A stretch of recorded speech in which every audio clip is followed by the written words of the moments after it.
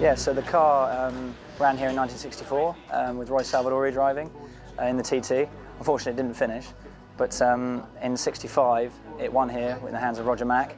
It was at the Easter meetings. I think it was in the Sussex or the Whitson Trophy. Yeah, very history car, raced from new to date.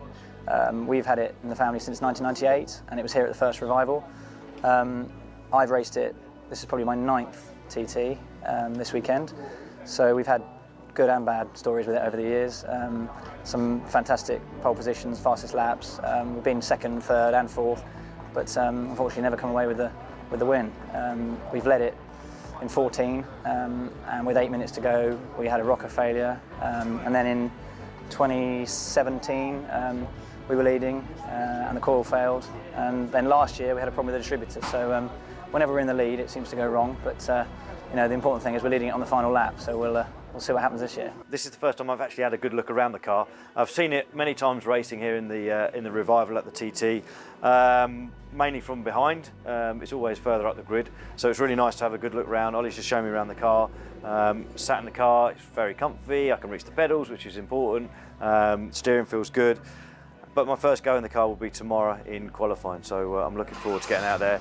Thankfully, Ollie's been out testing, so he's going to let me have more time in the car itself, so I'll get a good sort of 10-15 minutes in the car hopefully tomorrow afternoon. And yeah, I mean, I've got some experience with Cobras, but not this particular one.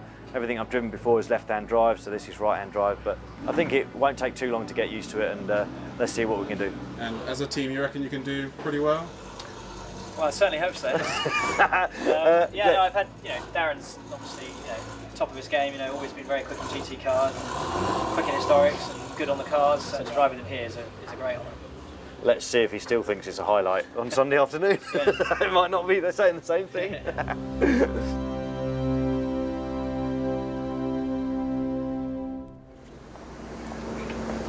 So, effectively, the first one, so you get the door. So, Darren,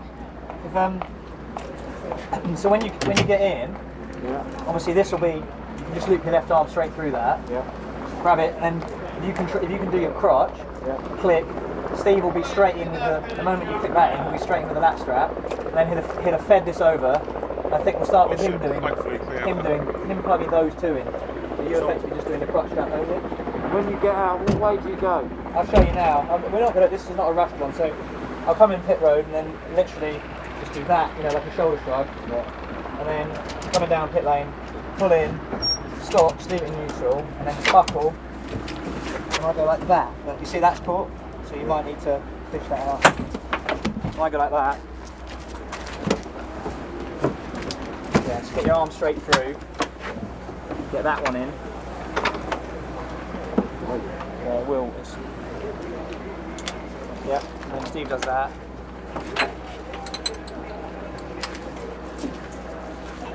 Tally puff and Are you okay there, or are you too far back? Remember to keep this arm in. When I slam the door, well, it's always just good to run through it, with a new teammate, different heights, but actually we're at the moment going to be in the same seat position. So yeah, you just got to run through these things, experience, see what it's like plugging all the belts in, who does what, to see what's going to be the quickest.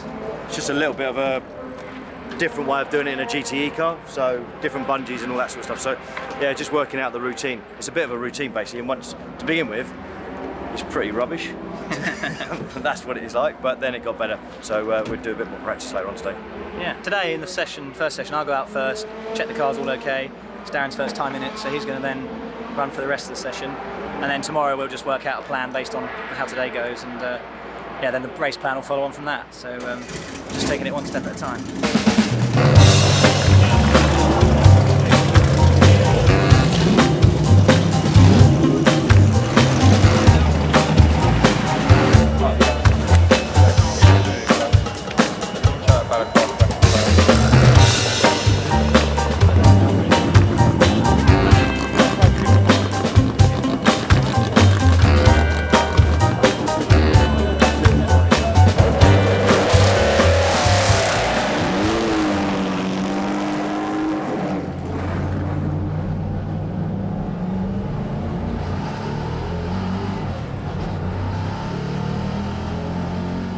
it was a good session actually. I got out early, which was great to get some clear track position, and I thought I could see the cars that had left the pits in front, so I knew I had to push quite hard early on.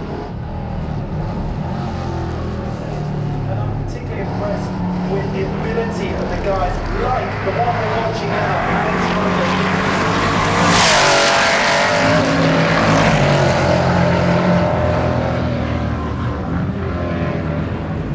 On my second flyer, I had hit a bit of a bump coming out in the first corner and got very sideways and had to get on the brakes so I didn't spin. So that was certainly got my attention. But then after that, yeah, it was fine. I just finished the other lap and then came in to hand over to Darren so he could have as much time in the car as possible. And he did a great job. He was chipping away, finding a second probably every lap.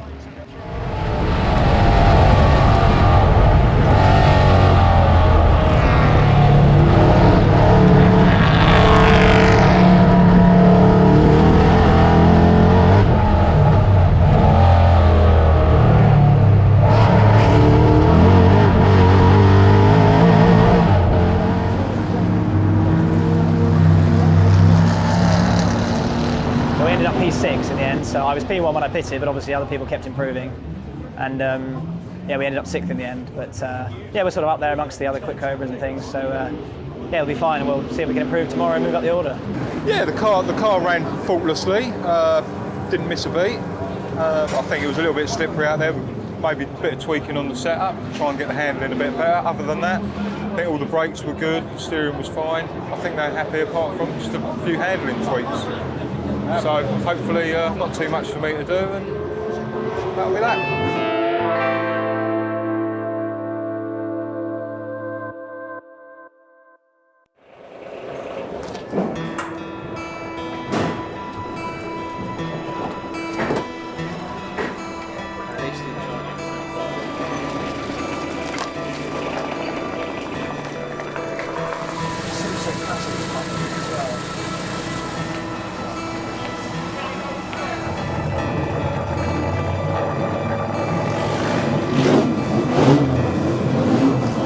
Darren's just, he's out first today, but so yeah, just see if we can improve on his time, and then yeah, then probably in the middle of the session we'll split it and I'll go out and give it a go and see if we can move up a little bit. We don't want to move, you know, I don't think we'll catch the Tajira at the front, but we'll see if we can get on the front. If it, first row would be great, second row is okay.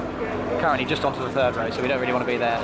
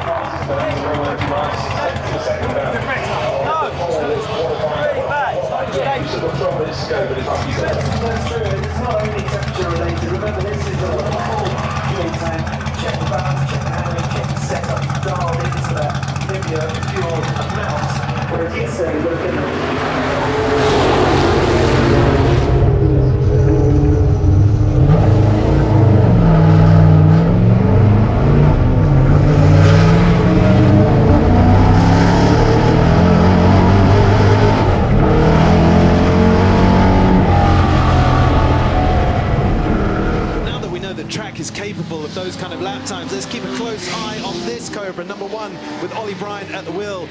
Another Cobra very capable of fighting for the front row. Ollie drifting through Woodcut down into the chicane. Will he get held up by that traffic? It seems to be fairly fast moving. That shouldn't delay his exit too much. Eye on the times.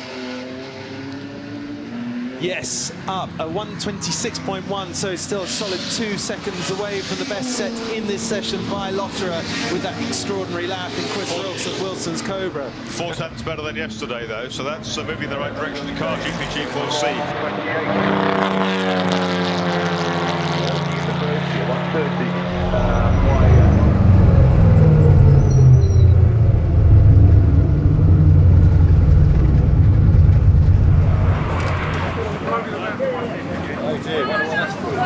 someone has to go and see clerk of the course, whether it be the driver or the team manager. Sorry? Right, well, Race control. take the car back. Where's that? By the collecting area.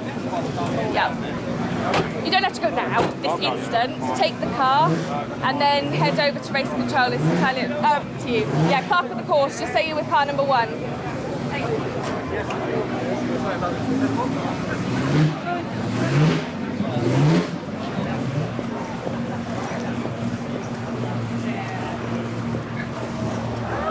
Welcome to my kingdom.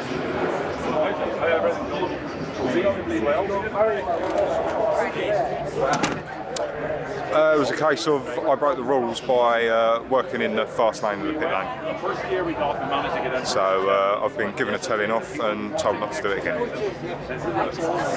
I think we were queuing up behind Eric Bell, and behind me was... So we were 5th in that session, but because some other people improved, yeah, we start 6th. The balance still wasn't quite where we want it, and there's a bit of a squeal from the back left brake, so it's a little bit tricky in braking. So hopefully they'll find something there, and it'll be better for the race. Did Darren improve? No, he struggled at the beginning, but I think that was because something we tried to improve the handling perhaps didn't.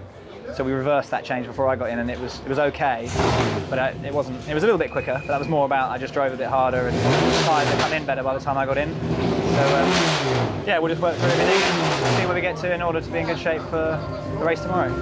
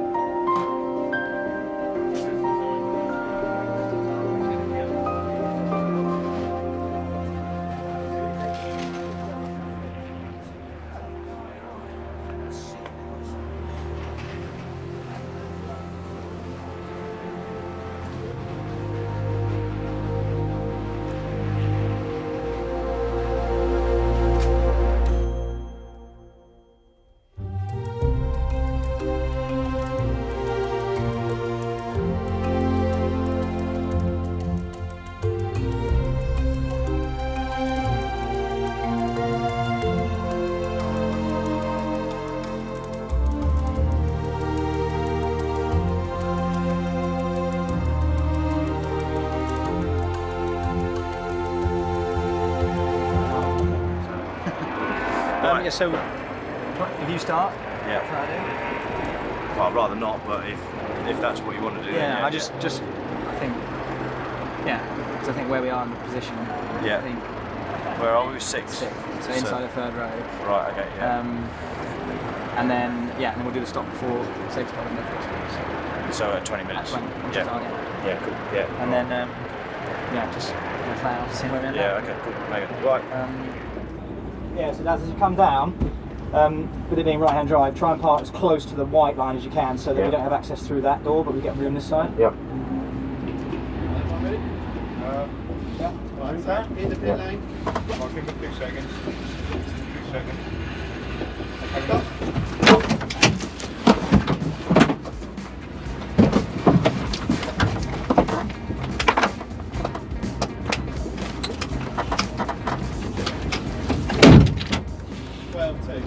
Fucking mega, that is.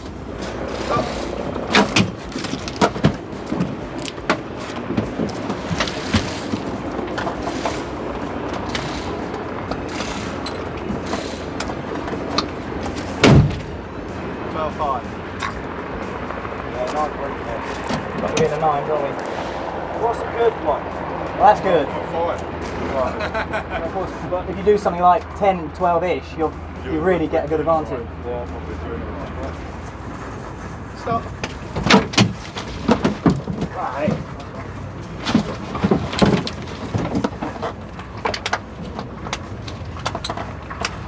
Oh. 11-7. You happy? You happy with that? I'm happy. My bit's easy. Literally is easy. You just got to get out and get the fuck out of the way.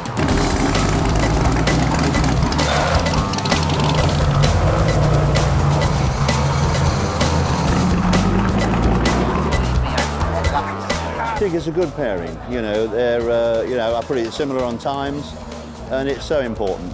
If you get the wrong pit stop window or there's a safety car, it could change the whole game as well. But as a pairing, they're very well suited. You know, we've been a bit jinxed with Goodwood. We've done virtually all the revivals since day one.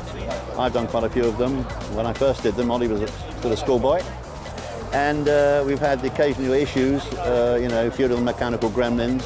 But, you know, it's there and thereabouts. You know, it's a 1 hour race, things happen. You need a bit of luck. Maybe, you know, we'll get it this year. Yeah, just thinking about the start, really.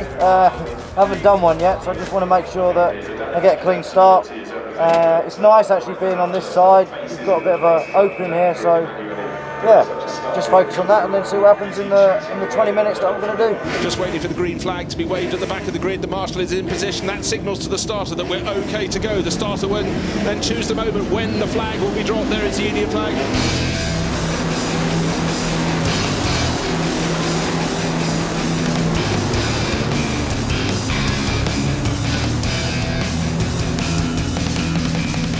Find your natural pace, find your natural position, hold on until the pit stops and then hand over to the pro. With you, Marcus. This is fantastic through here. Manasian was leading. Second, going after him was Shepherd. Third at that point was Wilson, but Darren Turner's gone inside him and taken the best of the E-types as well. That's the number 5 car as well going in there.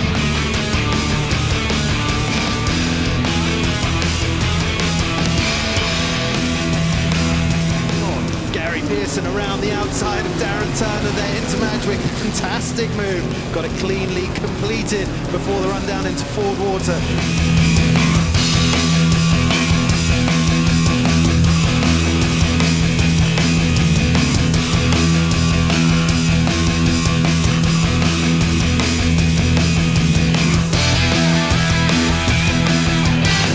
Fourth place now. Darren Turner's had a bit of a buff up the rear. Maybe that's what's the Jaguar, I suspect. Okay, we'll go with that then. Both drop back. Both drop back. So Darren Turner's still going though. He's in 5th place, but unfortunately, as we've got pit visiting number 19 to Jerry Buick, we saw that limping in. So it keeps on changing the order at the front. Yes, the proof is in the pudding.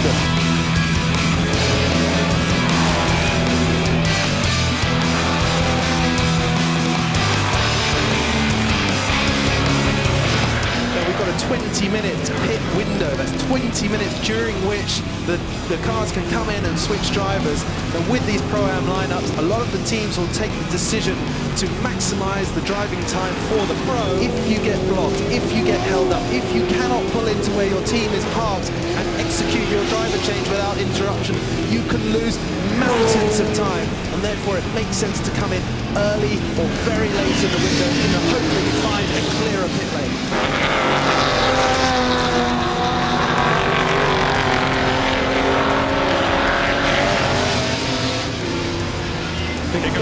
Shepherd's in from, well, the 3rd place, but don't forget, and in behind, let's see, Darren Turner is coming in to hand over as well. Now we'll see what we mean about a busy pit lane. That's a long shot. It's not as crowded as it looks. That's foreshortening the effect, but you've still got to let your driver know precisely where his pit crew is.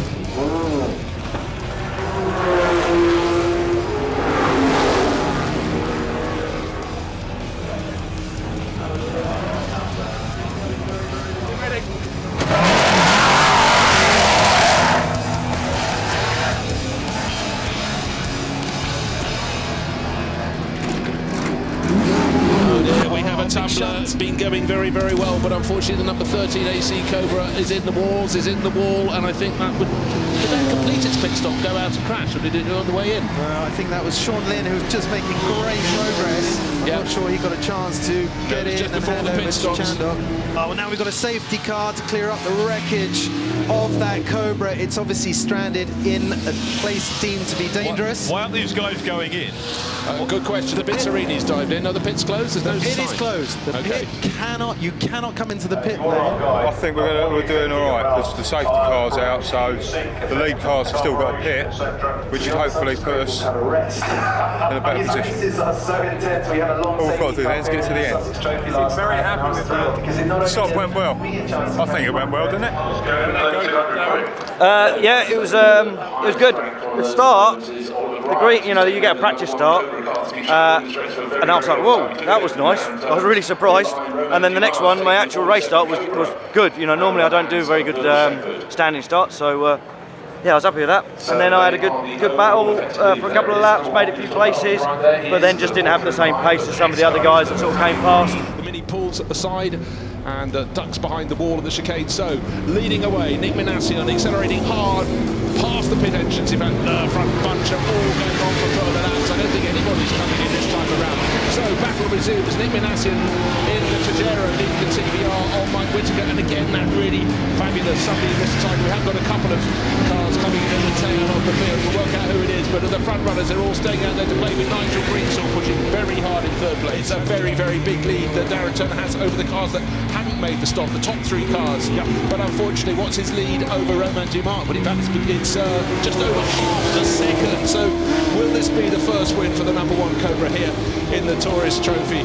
Or will there be a charge from behind? Certainly Romain Dumas in the 47 Cobra's got every scope of doing it. And look, there it goes, the metallic green car in second place, chasing the red and gold. They've got traffic up in front of, which is not what Ollie Bryant wants, but he's no stranger to racing these cars or this circuit. Lights flashing. Lights flashing, desperate to get through the traffic without getting holed up, which he does do successfully. And this is another skill set required of the drivers. Who can find the gaps in the traffic? Who can slice their way through without being delayed?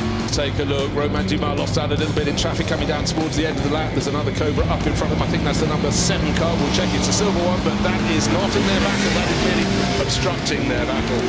So waiting to see, does the Tiger come into the pits? Oh, very, very tight to do. The number 7 Cobra just gets out of the way. We're riding on board with the car in third place. That's the number 2, Andre Lotterer Cobra. Cobra's, as far as the eye can see, changed for the lead. Dumas up the inside of Ollie Bryant into Madgwick. Did Ollie get slightly delayed? Did he have to check the throttle on the way out of the chicane? Because Dumas got a run. Well, let's take a look. He must have been obstructed. They're both in AC Cobras. There's no way the number 1 is less power than 47. No, well, very slight obstruction. They used the slipstream up the inside. Oh my golly! That number 7. We've all flinched the commentary box. Now riding on board. Let's see how how close they get to the number 71. Porsche cannot see it. Here goes the 47 car up the inside. Oh my gosh! Coming out of the pits. That is threading the eye of a needle. You almost needed to take the clothes off to get through that gap. That was extraordinary. What a miss. Bill Shepherd, he's going to start breathing again on Tuesday. That was his car going through the smallest of gaps into the lead of the race. I'm going to sit down for a minute. Well, I just wonder how much Dumas has taken out of his tyres or how much Bill Shepherd took out of them in the first part of the race, because now the 2 fastest Cobras are not including Dumas. It's Lotterer and Bryant last time around. He's not going to take it lying down though, is he? Dumas is not going to take this lying down. But surely with 4 minutes remaining, unless there's a whole angle of traffic, he's built up enough of a cushion to be able to pick his moment. But there's no such fortune at all for Dumas. No cushion, because the number 1 Cobra right on his tail now. And driving the traffic in front. Car 7 is in front. They come out of the chicane. Second and third covered by about a tenth of a second. Looks like a better exit. Or is it? He got more momentum. They're both going past the D type down to Madgwick. No problem at all. Doesn't get in their way. The gap between them on the start finish line, half a second, but the clock is counting down. 3.5 minutes remain. Bryant looks to have the advantage in the corners, slightly better handling perhaps than the Cobra of Dumas up ahead, but on the straight in front of us, seems that Dumas was able to pull a car length or so from Bryant's Cobra, perhaps slightly more power in that engine. Well, he's looking to the outside line. There are going to be pieces scattered around the edge of the circuit. The edge of the circuit is where Bryant goes. Can he haul it into position for St Mary's? Yes, on the way.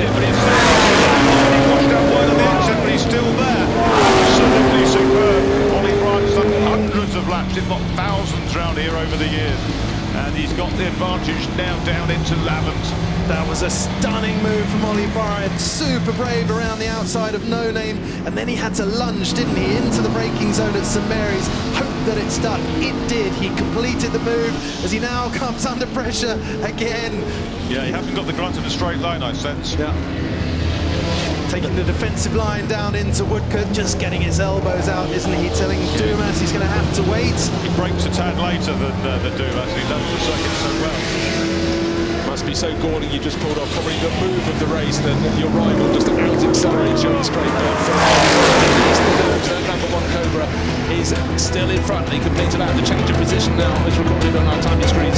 It's home and home with 2 minutes remaining in this race. But we won't. Oh, it's off! And Bryant's gone off. He was challenging for second place and he's dropped it at Madgwick, unfortunately.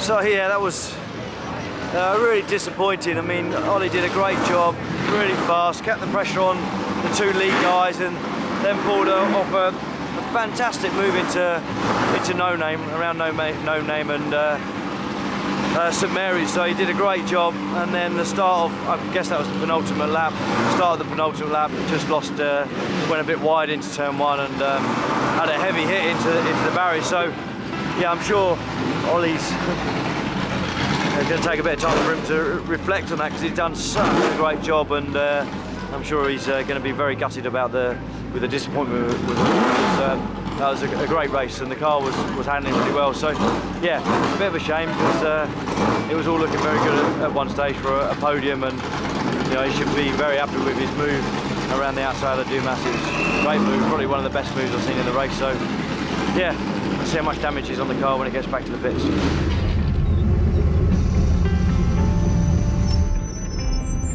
Well, not as good as it could have done. Managed to get up to second. Pit stop went really, really well, and we got out, I think, of the lead of the pitted cars. But obviously, the safety car then meant that people we'd gapped in the first half of the race were then right back with us. So obviously, Andre was coming. I knew he had good pace. So early on, I was just patient. Him and Roman just blasted past me down the straight. So I just hung on in there, and then I think my tyres were coming good at the end, and I was able to catch Roman and get past him. And then the fuel pressure was fading a bit the last few laps, so I was very vulnerable in the straight line because I had to lift a bit early. And so I stayed on the inside at turn 1 to try and defend from Roman, and obviously just ran over the bump, ran a bit deep, and as soon as you get on the grass there, you can't really stop. So luckily, car drives straight.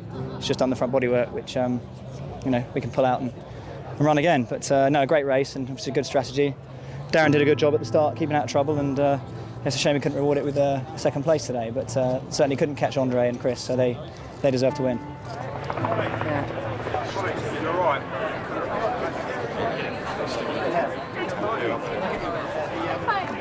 So like 500 pound fuel pressure kept going to 1 pound on the straight, morning back. So I had to keep lifting. So I was just really vulnerable in the straight lines. I had to keep staying on the right. So Roman had a run on me. Yeah. I went into turn 1 on the inside. Just on the dust. Yeah, and I went over the bump, and then I just couldn't get on the grass. But yeah, it drove back. It's all straight and everything. So they get the hammers out. Apart from that, how did it feel? Very loose at the rear. Yeah, the tyres gone. Yeah, just not that stable, but could drive around it. Obviously fought Roman, but Andre was gone. They weren't far, were they? No. I didn't realise there were only 2 laps to go.